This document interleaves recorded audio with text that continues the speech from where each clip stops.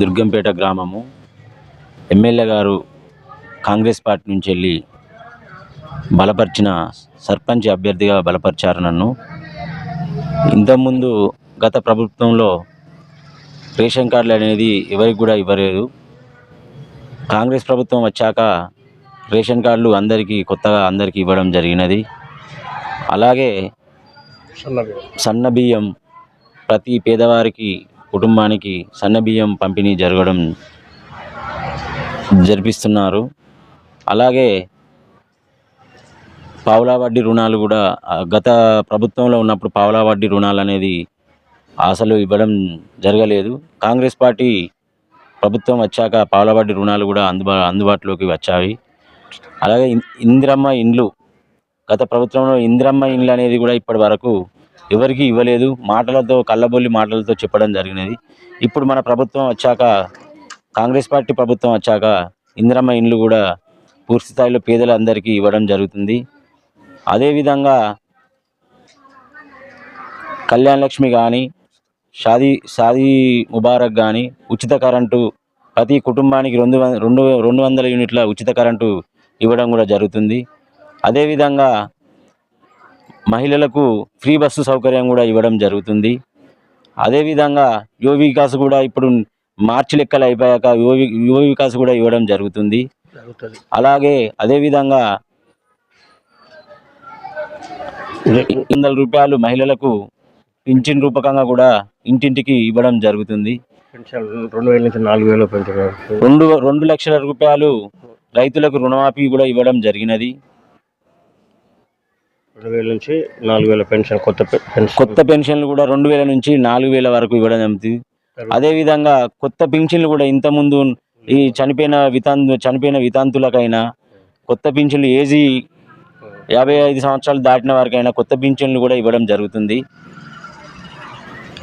నన్ను దుర్గంపేట గ్రామం ప్రజలు ఆశీర్వదించి భారీ మెజార్టీతో గెలిపిస్తే ఎమ్మెల్యే గారి దగ్గర పోయి కొట్లాడి నిధులు తెప్పించి దుర్గంపేట గ్రామాన్ని నా శాయశక్తుల కృషి చేసి అభివృద్ధి చేస్తానని గ్రామ ప్రజలకు తెలియజేస్తూ, కత్తెర గుర్తుకు ఓటేసి 2వ నెంబర్ కత్తెర గుర్తు మీద ఓటేసి గెలిపించగలరని ప్రార్థన. కుణమల్ల రవీందర్, దుర్గంపేట గ్రామం, దామెర మండలం నుండి.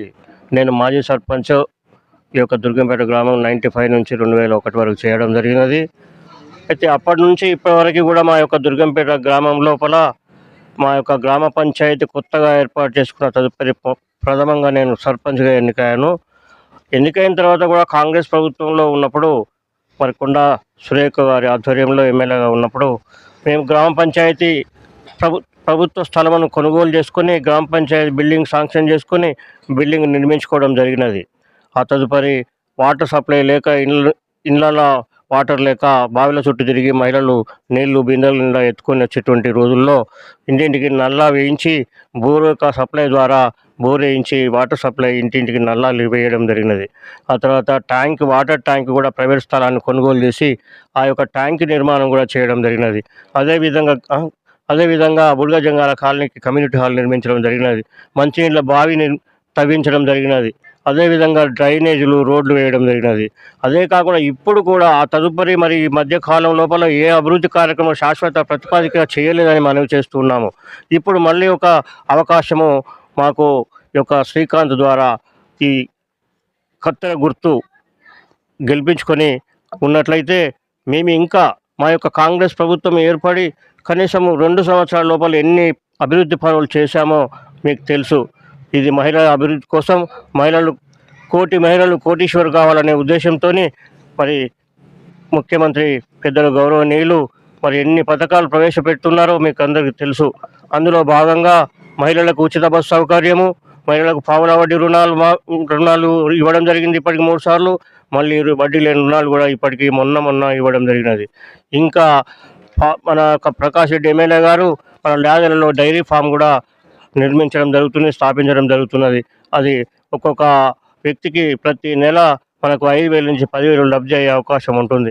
అదేవిధంగా మహిళలకు ఆర్టీసీలో కూడా భాగస్వామ్యం కల్పించి అందులో కూడా మనకు ఆ మహిళలను అభివృద్ధి చేస్తూ వాళ్ళకు కూడా భాగస్వాములుగా చేస్తున్నారు.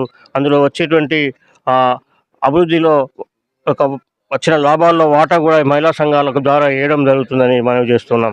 అదేవిధంగా 12 నుంచి ఒక రేషన్ కార్డు కూడా ఇవ్వనటువంటి బీఆర్ఎస్ గవర్నమెంటు ఇప్పుడు కాంగ్రెస్ గవర్నమెంట్ వచ్చిన తర్వాత అందరికీ రేషన్ కార్డులు ఇచ్చి అర్హులందరికీ మళ్ళీ సన్న బియ్యం కూడా ఇవ్వడం జరుగుతున్నది. అప్పుడు దొడ్డు బియ్యం ఇస్తే అన్ని పురుగులు పట్టి అది తినలేక రూ. 5కో రూ. 10కో అమ్ముకున్నటువంటి రోజులు ఉండే. ఇప్పుడు ప్రతి ఒక్కరు కొనుక్కొని ఆ సన్న బియ్యాన్ని తిని పేదవాళ్ళు కడుపు నిండా భోజనం చేస్తున్నటువంటి మీరు గమనిస్తూ ఉన్నారు. ఇప్పుడు అదేవిధంగా ఇంకా 2 లక్షల రుణమాఫీ చేయడం జరిగింది రేవంత్ రెడ్డి గారి ప్రభుత్వం లోపల. అందరికీ రైతు బీమా వేయడం జరిగింది. అదేవిధంగా రైతు భరోసా వేయడం జరిగింది. ఇంకా ఇలా చెప్పుకుంటూ పోతే ఇప్పుడు ఎన్ని కార్యక్రమాలు చేశారో మీరు చూస్తున్నారు. ఇందిరమ్మ ఇండ్లు డబుల్ బెడ్రూమ్ ఇస్తామన్నారు. ఎవరికైనా ఒక డబుల్ బెడ్రూమ్ కాదు, ఒక ఇల్లు కట్టించారా? 3 ఎకరాల భూమి ఇస్తాన్నారు, దళితులకు ఇచ్చారా? ఏమీ ఇవ్వలేదు. అంతా చేతల ప్రభుత్వం కాదు, మాటల ప్రభుత్వం అని మనకు తేలిపోయింది.